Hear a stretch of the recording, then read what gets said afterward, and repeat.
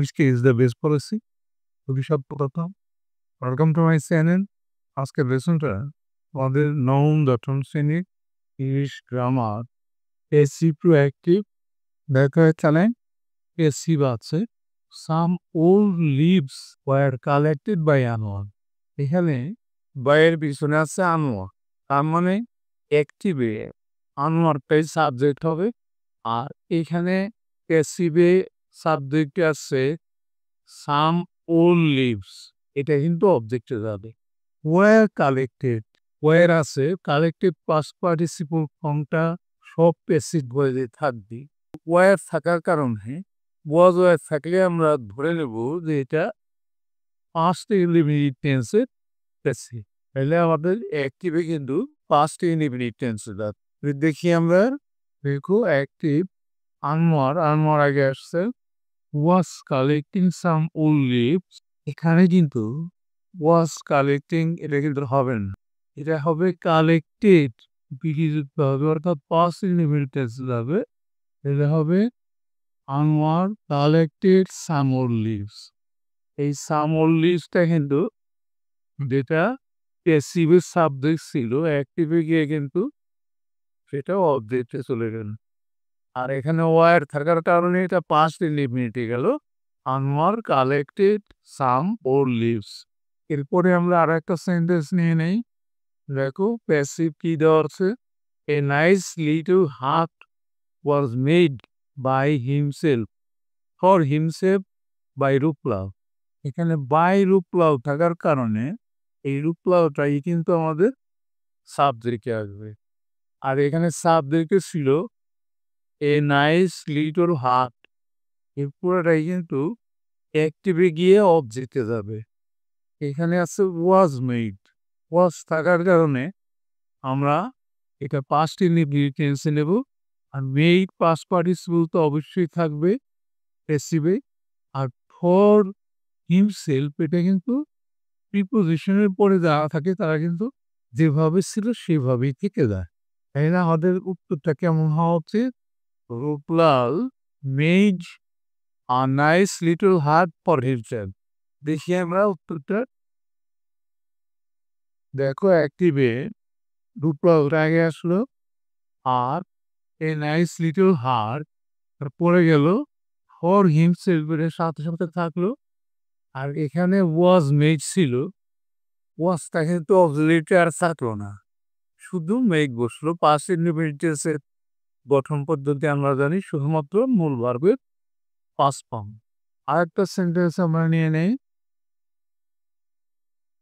দেখো সেন্টেন্সটা প্যাসিভে আসছে, কি আছে, gardening has been started at school by us. এখানে কিন্তু বাই আস আছে, তাহলে অ্যাক্টিভে কিন্তু প্রথমে উই দিয়ে শুরু হবে। আর এখানে বিন থাকার কারণে আমরা কিন্তু পরিষ্কার ধারণা পেয়ে গেলাম যেটা প্রেজেন্ট পারফেক্ট টেন্সে যাবে। প্রেজেন্ট পারফেক্ট টেন্সের এই যে হ্যাজ আছে, প্রেজেন্ট পারফেক্ট টেন্সে কিন্তু অতিরিক্ত বিন বসে। আর মূল ভার্বের পাস্ট পার্টিসিপল স্টার্টেড এটা তো সবসময় সকল প্যাসিভেই থাকে। এট স্কুলটা কিন্তু অতিরিক্ত, যেটা আছে ডেটাই থেকে যাবে। আর গার্ডেনিং প্রথমে আছে সেটা কিন্তু শেষে যাবে। তাহলে উত্তরটা কেমন হবে, উইয়ের সাথে কিন্তু হ্যাভ যাবে না, হ্যাভ যাবে। We have started gardening at school. দেখি আমরা কেমন হয় উত্তরটা। দেখো অ্যাক্টিভে উই হ্যাভ, এই যে বাই আজ ছিল উই আগে আসলো, উইয়ের সাথে হ্যাভ যাবে না, হ্যাভ যাবে, এটাই বলছিলাম। উই হ্যাভ, আর বিনটা কিন্তু উঠে যাবে। প্যাসিভ বিন আসে, অ্যাক্টিভে কিন্তু বিন থাকে না। যেহেতু পারফেক্ট টেন্স সেই কারণে কিন্তু এটা পাস্ট পার্টিসিপল ফর্মটাই থাকলো। পারফেক্ট টেন্সে আমরা জানি যে হ্যাভ, হ্যাজ, হ্যাড, তারপরে মূল ভার্বের পাস্ট পার্টিসিপল সবসময় থাকে। আর গার্ডেনিং এটা সাবজেক্টে ছিল, অ্যাক্টিভে গিয়ে অবজেক্টে গেল। আর এট স্কুল প্রিপোজিশনের পরে যারা থাকবে তারা থেকে যাবে সেভাবেই। এরপরে আমরা আর একটা সেন্টেন্স নিয়ে আসি। এটা কি আছে দেখো, প্যাসিভে হার ব্যাক, এটা কিন্তু সাবজেক্টে আছে, এটা অবশ্যই অবজেক্টে চলে যাবে ওয়াজ লস্ট। তাইলে ওয়াজ থাকলে এটা অবশ্যই অ্যাক্টিভে পাস্ট ইনডিফিনিট টেন্সে যাবে। বাই হার তার মানে এখানে সি দিয়ে শুরু হবে। আর এখানে অন দ্য ওয়ে প্রিপোজিশনের পরে যেটা আছে সেটা সাথে সাথে থেকে যাবে।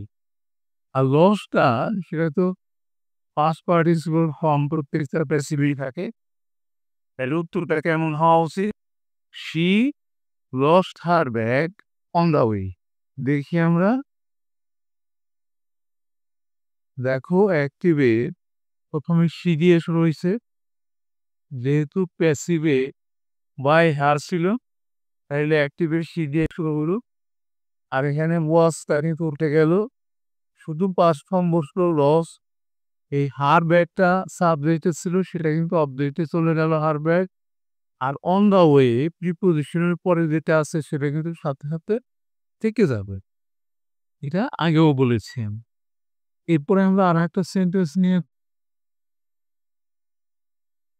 দেখো প্যাসিভে কি কি দেওয়া আছে। প্রথমে সাবজেক্ট দেওয়া আছে দ্য গার্লস, এখানে অক্সিলারি ওয়ার আছে, পাস্ট ফর্মের অক্সিলারি আছে, বাই হার আছে, তার মানে সি দিয়ে শুরু হবে। সাম পিকচার্স, এটা কিন্তু আর একটা অবজেক্ট, এটা থেকে যাবে।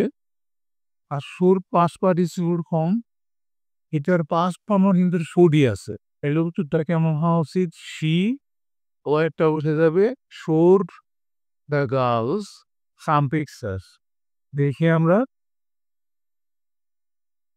দেখো অ্যাক্টিভে প্যাসিভে বাই হার ছিল, সি দিয়ে শুরু হইল। এই ওয়ারটা কিন্তু বাদ পড়ে গেল অক্সিলারিতে, শুধু পাস্ট ফর্মটা আসলো সুর। আর সাবজেক্ট দ্য গার্লস, এটা কিন্তু অবজেক্টে পরে গেল দ্য গার্লস। আর আর একটা অবজেক্ট ছিল সাম পিকচার্স থেকে গেল। তাহলে she showed the girls some pictures. অবশ্যই বুঝতে পারবে।